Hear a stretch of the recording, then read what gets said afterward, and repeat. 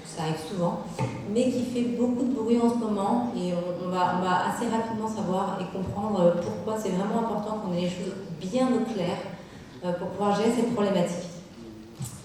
Alors, je suis obligée de faire un peu d'épidémiologie, ça peut paraître barbant, mais en fait pas du tout. C'est extrêmement intéressant et vous allez voir à quel point parfois finalement de regarder un petit peu l'historique des choses nous permet de les comprendre un petit peu mieux. Simplement pour dire que parmi les accidents de la vie domestique, l'ingestion de corps étrangers c'est environ 3%. Vous allez me dire, c'est pas grand chose. Ok. Premier problème, ça touche essentiellement les enfants, essentiellement les petits-enfants. Le pic de fréquence est 6 mois à 3 ans. Et on imagine qu'à peu près un cinquième des enfants de moins de 3 ans vont au moins avoir ingéré un corps étranger. Alors ça, c'est sous-entendu qu'on a diagnostiqué que l'enfant avait ingéré un corps étranger. Or, dans plus de 40% des cas, c'est absolument pas diagnostiqué parce que le corps étranger va être tout simplement évacué de façon complètement spontanée. Et finalement, il n'y a que 10 à 20% des ingestions de corps étrangers qui vont nécessiter une action et notamment une extraction endoscopique, et puis vous voyez de façon un petit peu plus rare, et tant mieux, une indication chirurgicale et puis des complications. En gros, il y a plein de sortes de corps étrangers, je vous ai mis une petite sélection que j'aime bien. Ici, ça passe de la brosse à dents à la clé en passant par la tête de Mickey et j'en passe. Globalement, le plus fréquemment, ça reste quand même la pièce de monnaie. La pièce de monnaie, c'est le grand classique, le petit coin qui est resté entre la table basse et le canapé. Ça reste le plus fréquent. Un petit look un peu plus précis, notamment aux États-Unis. Ici, une très très belle série. On a 20 ans de recueil. Sur 20 ans, on a 800 000 cas. Ça fait 40 000 cas d'ingestion de corps étrangers par an. Et vous voyez que ici, globalement, c'est à peu près pareil. Je sais pas, moi non plus, j'ai pas le petit marqueur. J'ai toujours pas. En même temps, c'est nada. Ah, le voici. Pardon.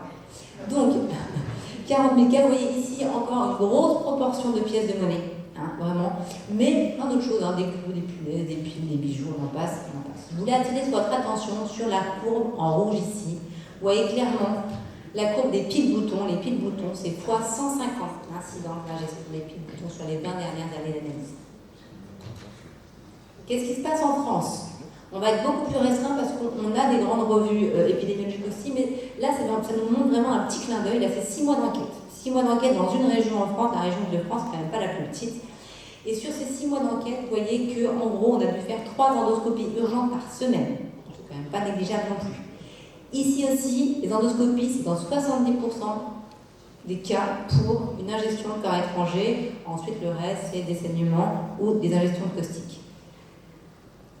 Alors là, on n'est pas dans 70% de pièces, c'était en 2017, on a, vous voyez, un quart de piles-boutons, un quart de pièces. Et le reste sont les piles-boutons, encore une fois, j'attire votre attention, c'est beaucoup plus fréquent que ce qu'on veut bien le croire. Alors c'est quoi la symptomatologie ? Là, on va se faire une petite série de diapos qui va être extrêmement générale, c'est-à-dire en gros une prise en charge complètement standardisée de toute suspicion de corps étranger qui doit arriver. Le même moment, vous imaginez bien que la symptomatologie elle va dépendre de plein de choses, notamment de l'âge de l'enfant. Pas pareil, la taille de l'œsophage d'un enfant n'est pas la même quand il a 2 ans et quand il en a 15, vous pouvez bien l'imaginer. De ses antécédents, imaginons un enfant qui a un d'atrésie de l'œsophage, avec probablement une sténose au niveau anastomotique, des choses comme ça. Pareil, ça ne va pas avoir ça va pas parler pareil.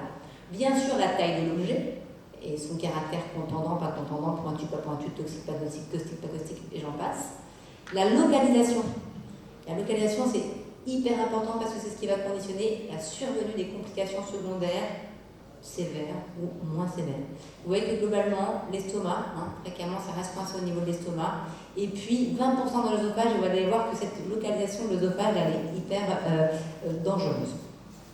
Et dans 50% des cas, finalement il n'y a pas de symptômes. Donc en gros, ça veut dire que si on n'a pas été capable de voir l'enfant ingérer le corps étranger, ou si jamais il ne nous l'a pas dit, ça peut très bien passer complètement inaperçu, et dans le meilleur des cas, ça va être évacué spontanément. Dans le pire des cas, ça sera un diagnostic extrêmement tardif d'un corps étranger qui peut parfois être extrêmement toxique. Où est-ce que ça bloque ? On l'a vu, l'estomac, souvent c'est là où on retrouve le corps étranger, mais ça peut bloquer très haut, au niveau des amygdales pharyngées. Généralement, avec un bon examen buccal, on est capable de voir ce corps étranger. Ça peut bloquer au niveau du sinus piriforme. Je ne sais pas si vous savez où c'est qu'il est celui-là, mais globalement, le sinus piriforme, il est entre le larynx et la bouche œsophagienne. Un sinus qui est comme ça, vous avez le larynx au-dessus, la bosse œsophagienne en dessous. Ça, c'est archi dangereux.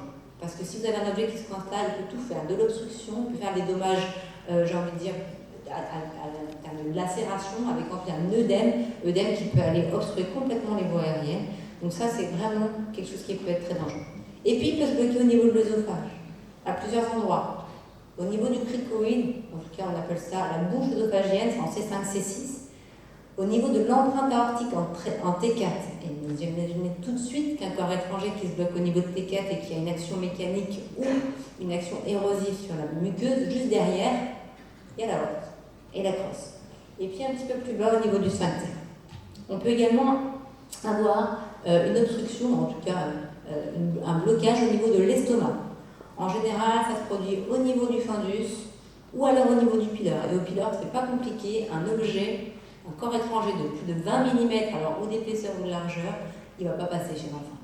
Et s'il est long, au-delà de 6 cm, il ne passera pas non plus.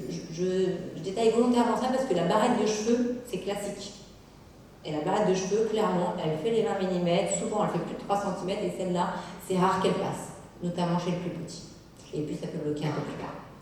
Donc vous avez bien compris que les complications secondaires des corps étrangers, elles vont dépendre non seulement de la localisation du corps étranger, on ne va pas avoir les mêmes complications si on a un corps étranger qui se bloque au niveau œsophagien ou s'il se bloque un petit peu plus bas, et en fonction de la nature du corps étranger. Et c'est là où vont être guidées nos conduites à tenir et la rapidité et l'urgence de nos conduites à tenir. Ce ne sera pas pareil si l'enfant a ingéré une pièce de monnaie qui a finalement un caractère absolument pas corrosif. Et finalement, la seule chose qui peut entraîner, c'est une obstruction complète de l'œsophage qui va entraîner des troubles. Ce sera bien évidemment une urgence, mais il n'y aura pas de mécanisme érosif ou caustique par la suite. Et donc, ce ne sera pas la même chose qu'une pied de bouton, alors qu'on pourrait imaginer que finalement, en termes de taille, c'est à peu près la même chose. La conduite d'avenir générale, bien évidemment, savoir ce qu'a ingéré l'enfant. C'est super important de savoir quoi et combien. Vous avez tout de suite compris, un aimant, c'est grave, 2 aimants, c'est très grave. Un aimant tout seul, c'est grave, un aimant avec un autre objet métallique, ça peut être très grave. Donc quoi? Quand? Quand? Parce que si je me retrouve avec un objet qui est coincé dans l'œsophage, ça m'intéresse de savoir si ça fait 2 heures qu'il est coincé dans l'œsophage ou si ça fait 24 heures qu'il est coincé dans l'œsophage. Ça ne va pas du tout être le même pronostic, notamment lorsqu'on a quelque chose qui est corrosif. Les antécédents, les symptômes, est-ce qu'on avait un syndrome de pénétration? Est-ce que je suis capable d'éliminer que ce corps étranger est bien digestif et pas autre chose? Est-ce qu'il n'y a pas eu aussi de l'inhalation? En tout cas, au niveau du tractus aérien. Et puis, l'examen, bien évidemment l'examen. Le premier examen paraclinique qui doit survenir face à la suspicion d'un corps étranger, c'est une radio. Et ce n'est pas une radio de thorax simple, c'est une radio qui englobe le cou jusqu'au bassin. Pour éliminer tout ce qui peut être au niveau du carrefour aérodigestif, mais également tout ce qui peut avoir passé le pylore et aller voir si c'est déjà dans le tube digestif et s'il n'y a pas de complications. Cette radio qui est élargie, elle va nous permettre 2 choses, c'est de voir où est le corps étranger, mais également de peut-être diagnostiquer des complications précoces, un pneumomédiastin, un pneumopéritoine. Et puis, elle doit être de face et de profil. Là, je ne l'ai pas mis, mais vous verrez un peu plus loin que le profil a toute son importance, notamment dans certaines circonstances. Face à l'ingestion d'un corps étranger, il y a des recommandations. Il y a des recommandations américaines, c'est des recommandations complètement généralistes sur la totalité des corps étrangers. Je ne vous le détaillerai pas ici. 2015, 2017 pour ce qui concerne les corps pour qui concerne les recommandations européennes, vous verrez que c'est assez bien fait, c'est gradé, notamment quand est-ce que je dois faire endoscopie, moins de 2 heures, plus de 2 heures, ça peut attendre. Mais il y a une chose que je voudrais qu'on retienne bien, c'est que l'urgence absolue, c'est l'obstruction œsophagienne. Un enfant qui a l'œsophage obstrué, vous allez le voir, hein. Il va hyper saliver, il va avoir une énorme dysphagie. Donc ça, c'est vraiment une urgence à aller lever l'obstruction. Bien évidemment, vous l'aurez compris, les piles-boutons et les aimants, quelle que soit leur localisation, lorsqu'elles sont accessibles à l'endoscopie, mais on verra qu'il y a d'autres indications à l'endoscopie, y compris lorsque les corps étrangers ne sont pas accessibles, au retrait en tout cas, et tout corps étranger symptomatique œsophagien ou gastrique. Ça, voilà, c'est les 3 situations qui sont assez générales, mais qui doivent vous conduire à faire l'endoscopie sans attendre. Et quand je dis sans attendre, ça veut dire sans attendre le jeûne, le plus souvent. Parlons maintenant de ce qui nous intéresse, c'est-à-dire, enfin, tout nous intéresse bien évidemment, mais les 3 choses qui vont être le plus pourvoyeurs de complications, ce sont les piles-boutons, vous l'avez bien compris, les aimants et tout ce qui va être corrosif. Alors on n'est pas dans le corps étranger, mais je voulais quand même en parler parce que c'est quand même quelque chose qui n'est pas anodin et qui entraîne parfois des complications. Les pieds-boutons, c'est un véritable problème de santé publique. D'un point de vue physiopathologique, pourquoi la pied-bouton est dangereuse? Parce que les lésions qu'elle va créer vont être à la fois d'origine multiple, mais également extrêmement rapide.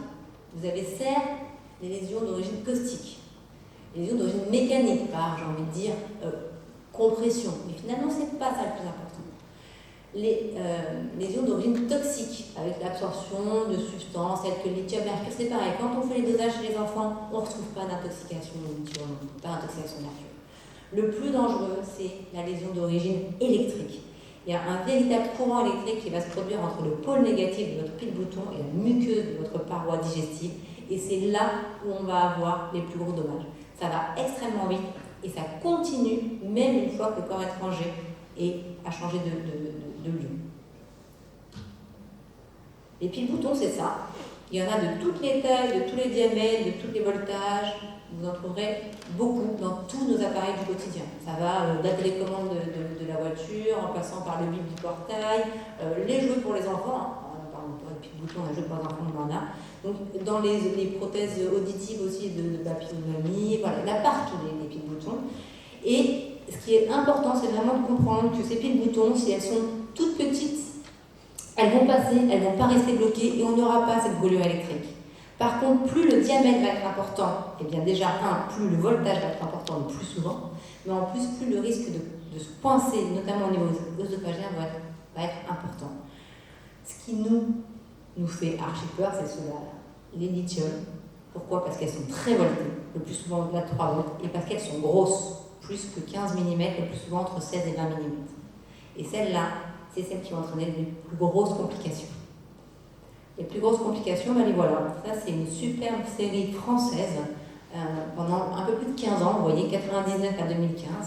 On a plus de 4000 cas d'ingestion de pile-bouton. C'est énorme en 15 ans. Et surtout, on voit que l'incidence d'ingestion de pile-bouton, elle augmente. Là, on est à 2,5, mais en fait, c'est beaucoup plus que ça, très certainement. En 2015, on avait 21 cas graves, 2 décès. Entre 2015 et 2018, on a plus 31 cas graves, plus 4 décès. À chaque fois, c'est des petits-enfants. Donc ça se complique. Vraiment, ces ingestions, elles se compliquent. On n'est pas les seuls. Aux États-Unis, en 2019, uniquement 2019, 1843 ingestions, 3 décès chez les moins de 6 ans. Et vous voyez clairement la courbe ici, à partir de 2012, c'est l'explosion de l'utilisation de la pile-bouton au lithium, parce qu'elle a une grande durée de vie, parce qu'elle est très voltée, donc elle permet de faire fonctionner les appareils de façon effectivement optimisée. À partir de 2012 et la pile lithium, voilà, ça c'est en noir la courbe de l'incidence des états graves après ingestion de pile-bouton. Donc vous l'avez compris, les facteurs de risque lorsqu'on est face à l'ingestion d'une pile-bouton, c'est la taille. On dit classiquement qu'au-delà de 15 mm, c'est un énorme facteur de risque. Le voltage, mais le plus souvent, les grosses piles, elles sont hautement voltées. Donc si elle est grosse, elle va être hautement voltée. On pourrait discuter sur la charge de la pile. Est-ce que si elle est déchargée, c'est moins grave? Probablement, mais on ne va pas franchement en tenir compte. En tout cas, pas dans notre algorithme de prise en charge. L'âge, inférieur à 5 ans. Donc là, déjà, vous avez deux choses qui sont capitales. Plus de 15 mm, inférieur à 5 ans, c'est drapeau rouge. L'orientation du pôle négatif, c'est un petit peu plus subtil, mais vous l'avez compris tout à l'heure quand je vous racontais les mécanismes lésionnels. C'est le pôle négatif qui va créer ce courant électrique avec la muqueuse. Et donc on recherche les 3 N, c'est négatif. Donc de quel côté le pôle négatif? Le pôle négatif, c'est le narrowest, c'est le plus petit. Quand vous voyez un petit bouton, elle a un petit devant avec un petit liseré. Donc le plus petit diamètre, c'est le pôle négatif. Et c'est celui-là qui va entraîner la nécrose. Donc vous aurez vite compris que si notre pôle négatif, il est en antérieur, devant ce que j'ai, globalement, c'est de la trachée, et donc mon gros risque avec la fistule œsotrachéenne. Si mon pôle négatif, il est en postérieur, derrière, je vous rappelle, j'ai l'aorte, si jamais les coincés à ce niveau-là, bien évidemment, et donc le risque, c'est la fistule œso-aortique. Et c'est là où la radio de profil prend tout son sens, parce que sur une radio de face, vous ne serez jamais capable de faire la différence entre le pôle négatif et le pôle positif. C'est des petites choses, ça peut vous paraître complètement dérisoire, non, du pôle, de toute façon. Mais quand vous aurez une pile bouton qui sera coincée dans l'œsophage moyen, en T4, qui aura été ingérée depuis, oula, on ne sait même pas parce qu'on ne l'a pas vu ingérer, et bien cette question-là ne sera pas anodine à mon sens. On va le reprendre. Vous l'avez peut-être tous vu passer, si ce n'est pas le cas, je vous invite à taper YouTube. Hein. Elle circule partout sur YouTube, cette vidéo. Elle est vraiment à la mérite d'être extrêmement parlante et je pense qu'elle devrait être diffusée en boucle dans le service des urgences. Non, j'exagère un petit peu, mais non. Au moins pour qu'on alerte un petit peu les parents. Ça, c'est la lésion avant-après la mise en place d'une pile bouton entre deux tranches de jambon d'Aoste. Enfin, Aoste ou je choisis que c'est de l'Aoste, je ne sais pas pourquoi. Peut-être parce que c'est mon préféré, on va dire ça. Clairement, on a essayé de diminuer ces lésions-là. Et pour ça, on s'est dit, si on met en contact la muqueuse avec du sérum phi, avec du miel ou encore avec ce qu'on appelle du sucre alphate, en gros, ou de l'acide acétique, qu'est-ce qui se passe? Eh bien, vous voyez avec les deux flèches rouges ici que le miel a permis deux choses qui sont somme toute extrêmement importantes.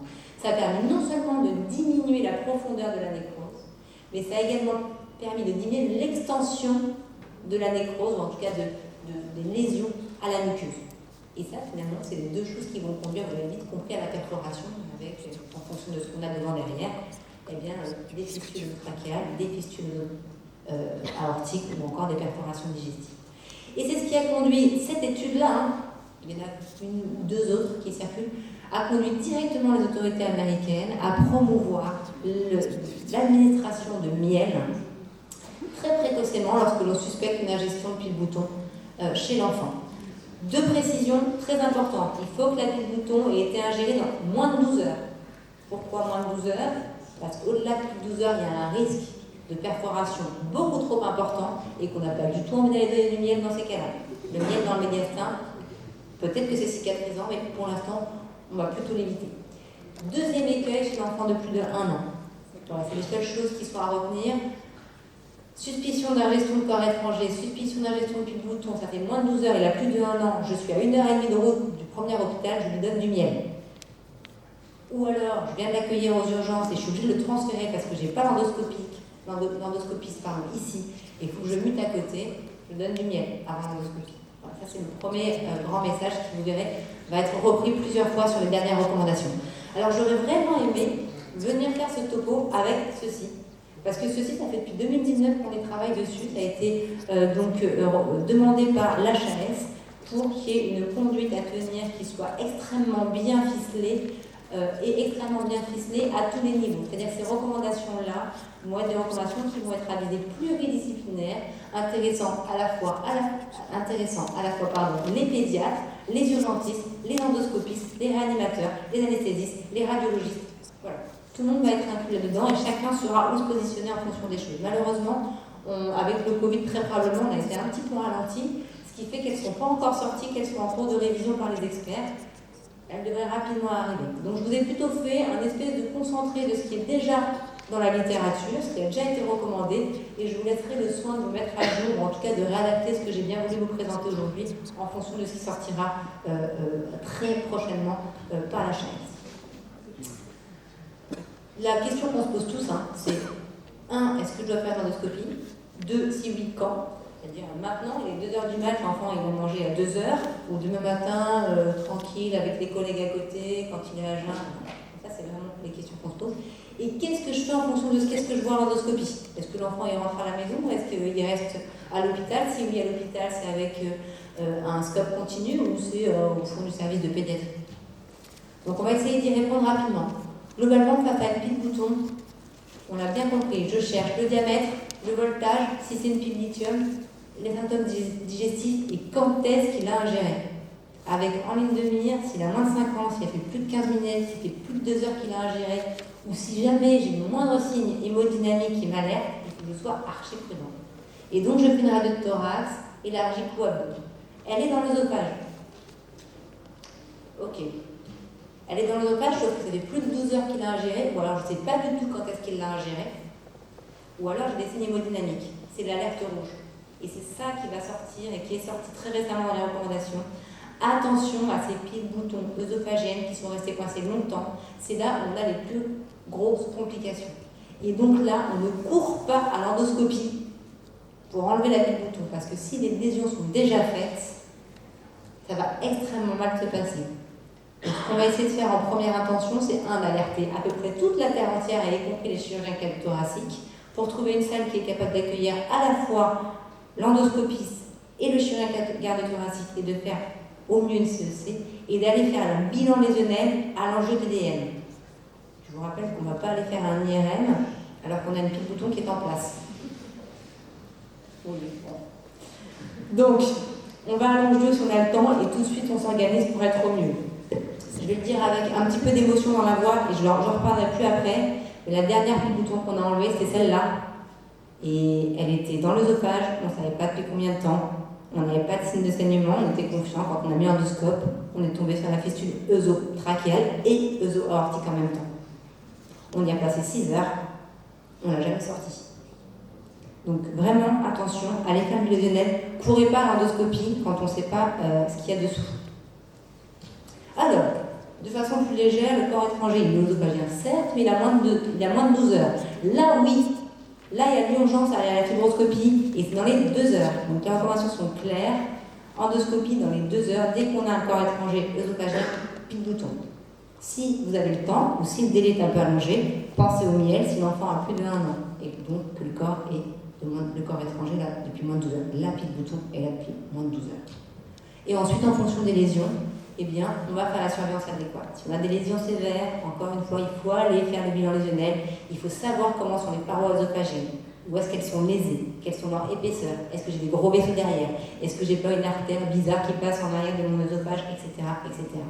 Et sinon, on pourra se permettre une surveillance un petit peu plus allégée si les lésions sont légères ou modérées. Le corps étranger, en l'occurrence ici la pile bouton, elle est gastrique. Ici, c'est pareil en fait. Il va falloir réfléchir un tout petit peu avant de foncer. Parce que si on a des signes hémodynamiques, si on ne sait pas quand est-ce qu'elle a été ingérée, cette pile bouton, elle a très bien pu stagner pendant 4 heures dans l'œsophage avant de tomber dans l'entre-digestif, et ça on ne sait pas. Donc attention, au moindre doute, pareil, on essaye d'aller faire un bilan diagnostique avec une imagerie. A contrario, si le corps étranger, vous n'avez pas de signes importants hémodynamiques, vous n'avez pas trop de doutes, mais vous avez une co-ingestion avec un aimant. Vous avez un corps étranger gastrique, une pile bouton qui est symptomatique, il faut aller à l'endoscopie pour faire le bilan lésionnel. Et au passage, enlever la pile parce qu'on y est. Si la pile est gastrique alors qu'elle a été ingérée dans les moins de 2 heures, là, franchement, on est serein. Ça veut dire qu'au pire, elle a stagné dans l'œsophage moins de 2 heures. On sait que franchement, il y a extrêmement peu de risques qu'il y ait des lésions, même si on l'a dit tout à l'heure, en un quart d'heure, ça peut être dommageable. Globalement, dans la littérature, on ne retrouve pas de cas où il y a eu des complications. Donc là, on peut se détendre un petit peu et on peut même se permettre de laisser la pile dans l'œsophage et aller la chercher, notamment dans l'estomac, on a bien compris. Notamment si l'enfant il est petit, si la pile est grosse, il est quand même recommandé d'aller la chercher. Mais vous verrez que les recommandations ne sont pas si claires et que certains proposent de la laisser où aller. On verra bien si elle passe ou si elle ne passe pas. Mais globalement, dans l'estomac, on est plus serein. Avec des radios de contrôle qui sont proposées. Alors c'est pareil, il y a un petit peu de tout dans la littérature. Si la pile bouton elle est post-pylorique, à ce moment-là, pareil. Est-ce qu'elle est symptomatique, est-ce qu'elle ne l'est pas? Si elle est symptomatique ou qu'il y a une co-ingestion d'aimant, on n'est bien évidemment pas sûr qu'on va pouvoir la retirer. Si elle est en post-pylorique, il va falloir quand même aller comprendre pourquoi l'enfant est symptomatique et donc aller faire un bilan lésionnel. Si c'est asymptomatique, on pourra se permettre de surveiller, de tamiser les selles, d'essayer de récupérer la pièce et puis de surveiller pour voir si la pile est en bonne voie de progression et donc en bonne voie d'extériorisation. Et sinon, eh bien, on ira faire un avis au chirurgien pour voir ce qu'on fait si jamais elle stagne trop. Donc c'est ceux-là les recommandations dont je vous parlais, qui sont sorties très récemment. Vous voyez celle-là, elle a couplé les sociétés américaines et européennes d'endoscopie. Et en gros, je vous mets que les choses les plus importantes. Ils ont fait rentrer en première ligne le miel. Donc moins de 12 heures, plus de 1 an, je donne du miel. Ça peut permettre de diminuer les lésions. Et ils ont mis en avant le fait que lorsqu'on avait des signes cliniques d'instabilité ou lorsqu'on avait le moindre doute sur le fait que la pile ait pu être coincée dans l'œsophage de façon prolongée, ou qu'on ne sait pas quand est-ce qu'elle a été ingérée, d'avoir une prise en charge extrêmement armée avec tous les collègues qui vont bien et d'aller probablement faire un bilan avant à l'enjeu TDM pour voir un petit peu qui a pu se passer. Et nous préconise également, lorsque les lésions sont proches des gros vaisseaux, d'avoir une surveillance aussi par un jeu TDM. Ça peut vous paraître évident, mais ce n'est pas du tout ce qu'on faisait jusqu'à maintenant. Ou en tout cas, ce n'était pas aussi évident que ça. Même chose, les recommandations 2001 européennes, Société européenne. Vous verrez ici une prise en charge qui est beaucoup plus large, où on a vraiment essayé d'aller à l'essentiel. Donc il n'y a pas de notion d'âge, il y a assez peu de choses, mais encore une fois, le miel, il est mis en avant. Encore une fois, l'angioscan, si jamais vous avez une pile qui a été ingérée depuis plus de 12 heures et qui est encore coincée dans l'œsophage. Et puis ensuite, la surveillance comme une seconde. Tout ça, ça a des incidences sur notre pratique, et notamment au niveau anesthésique. On ne va peut-être pas aborder tout à fait pareil le fait qu'on va faire une endoscopie pour retirer un corps étranger lorsqu'on nous annoncera une pile bouton. Et donc, vous l'avez bien compris, si on imagine que la pile bouton peut avoir fait une fistule œsotrachéale ou encore pire, œso-aortique, il va falloir avoir une prise en charge adéquate et pas se mettre dans un coin de table avec on verra bien, vite on va aller faire un petit coup d'œil au fibro et puis on va retirer. Non, pas du tout. Il va falloir qu'on soit extrêmement armé, notamment si l'enfant est petit, notamment si la pile est large ou grosse, notamment si elle a été impactée dans l'œsophage, notamment si ça fait longtemps qu'elle y est.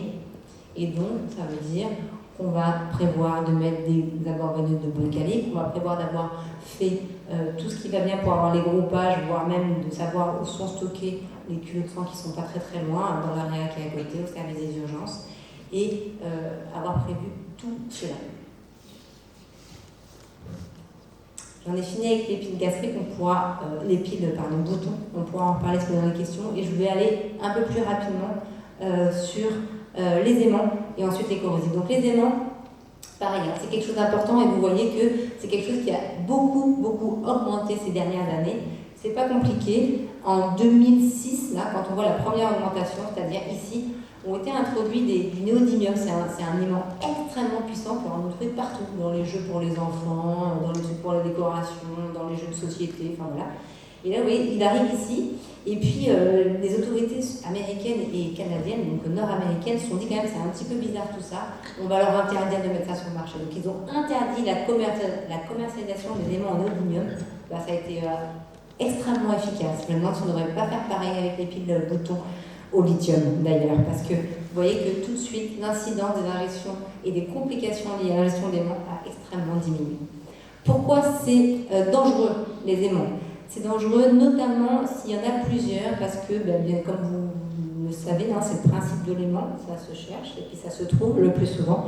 Et donc avec ces forces d'attraction extrêmement importantes, eh bien, on a pu se retrouver avec des nécroses, des perforations, voire des fistules au niveau digestif et donc des comorbidités extrêmement importantes.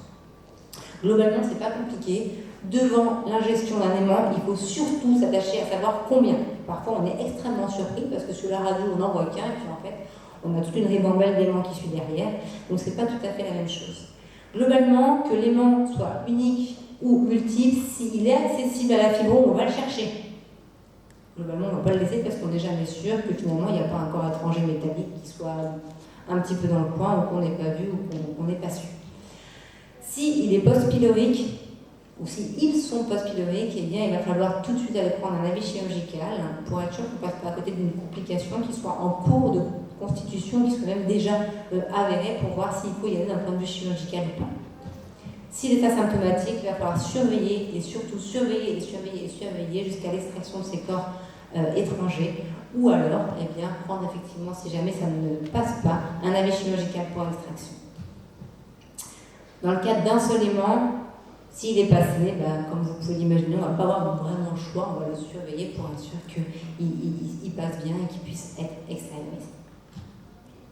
Un mot sur les corrosifs. Pourquoi un mot sur les corrosifs?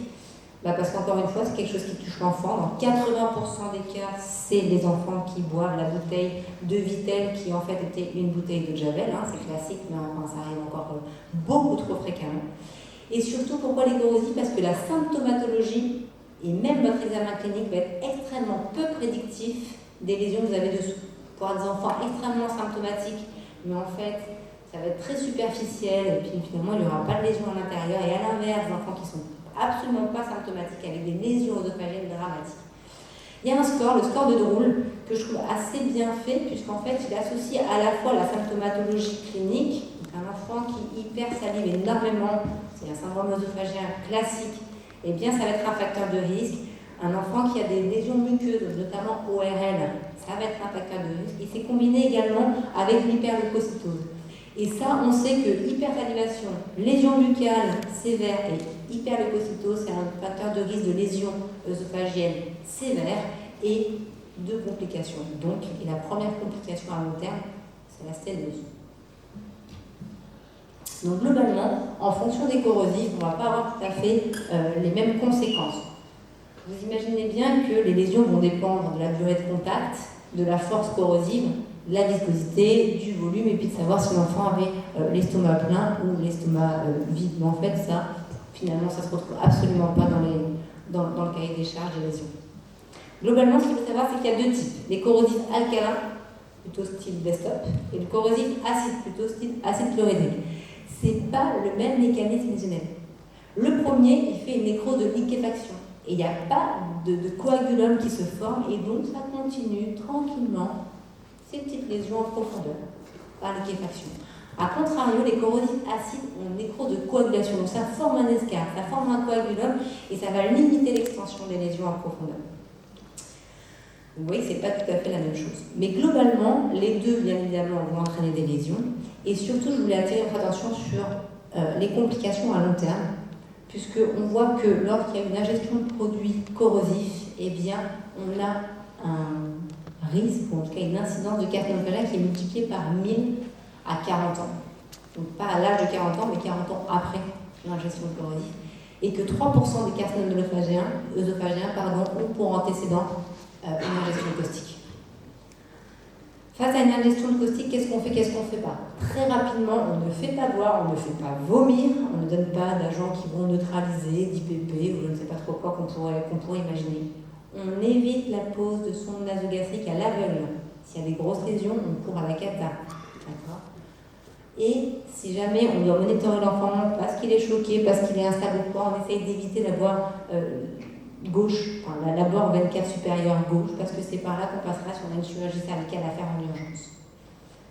Et pas de FOGD si on a une suspicion de perforation digestive, mais bon, ça fait. Donc en gros, on met demi-assis, on lave à grande eau parce qu'on peut avoir parfois des paillettes résiduelles qui sont au niveau de la bouche, donc on essaye de vraiment bien laver les muqueuses et la bouche. Bien évidemment, on corrige la symptomatique, donc si on a une tête choc, on le corrige. Et puis, il faut quand même penser aux conséquences générales si jamais l'ingestion a été de grande abondance. Quand est-ce qu'on fait l'endoscopie? Non, la mise en page n'est pas top, je m'excuse pour ça. On ne court pas l'endoscopie dans l'ingestion de caustique. L'objectif, c'est pas d'aller retirer le caustique, c'est trop tard, il est là. L'objectif, c'est d'aller faire le bilan lésionnel. Et donc, si on y va trop tôt, ça n'aura pas fini de travailler, notamment, vous l'avez vu, notamment lorsqu'on a une nécrose de liquéfaction, les lésions elles vont continuer à avancer. Donc on ne court pas l'endoscopie, il faut au moins attendre un petit peu, 6 heures, qu'on ait un petit peu des lésions qui soient stables. Par contre, on ne tarde pas parce qu'on risque de vraiment sous-estimer les lésions, d'arriver trop tard, en fait, que la complication ait déjà eu lieu, donc on ne tarde pas trop à la faire. Et bien évidemment, on ne sait jamais sur quoi on va tomber. Donc moi, je vous conseillerais toujours, face à un corps étranger, quelle que soit la nature, que ce soit corrosif, solide ou quoi, d'intuber vos patients en séquence rapide, ou en tout cas au moins de les intuber. Je vois des corps étrangers qui sont faits en VS. C'est vrai que si c'est une pièce de monnaie qui a été ingérée, que l'enfant a l'estomac vide, ça peut peut-être se discuter, mais attention, parfois c'est l'arbre qui cache la forêt.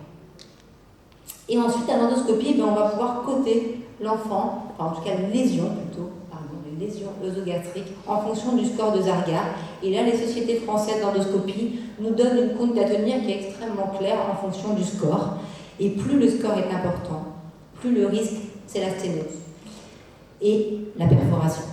Pour ça qu'au-delà du grade 2B, il est considéré, ou en tout cas il est conseillé de mettre en place une antibioprophylaxie.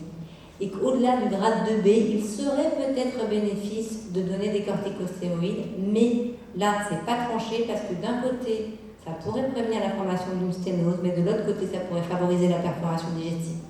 Donc, dépendamment des équipes, je pense que l'attitude sur la mise en place d'une corticothérapie sur des lésions sévères œsophagiennes peut être un petit peu controversée. Je vais m'arrêter là, je pense que j'ai été suffisamment longue et je suis désolée pour ça. Mais en gros, à retenir, les corps étrangers, vous l'avez compris, c'est un réel problème de santé publique, notamment lorsqu'on parle de pieds de bouton, en tout cas de ce qu'on peut voir actuellement. Lorsque c'est un corrosif, l'endoscopie ne doit pas être trop rapide, l'objectif c'est de faire un bilan lésionnel. Et lorsque vous avez un corps étranger, ici je vous ai fait un petit tableau récapitulatif que j'ai adapté d'une publication assez récente, où en gros, est-ce que je dois courir à faire mon endos ou est-ce que je ne dois pas courir à faire mon endos?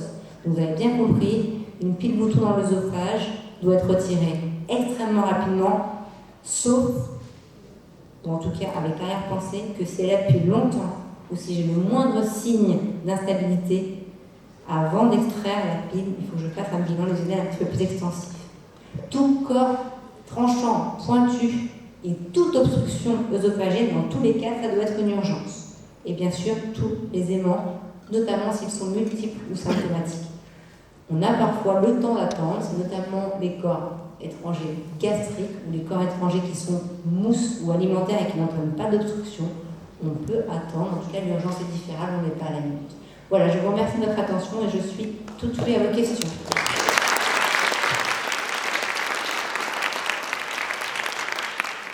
Merci pour cet exposé très vivant et très complet. On n'a peut-être pas le temps de faire beaucoup de questions, mais j'en ai deux très rapides. Est-ce qu'il faut mettre du miel dans les ambulances de SAMU? Je pense, clairement. Et comment est-ce que toi tu endors un œsophage plein? Pardon? Comment est-ce que tu Moi endors un œsophage plein? Donc l'enfant a avalé sa pile, mamie a donné des boulettes de pain. Ouais. Dans tous les cas, un corps étranger que je vais extraire en urgence, je vais faire une séquence rapide. Après, la question de la séquence rapide, elle peut se poser, mais une séquence rapide. Clairement. Avec pression glycolienne ou pas? Joker.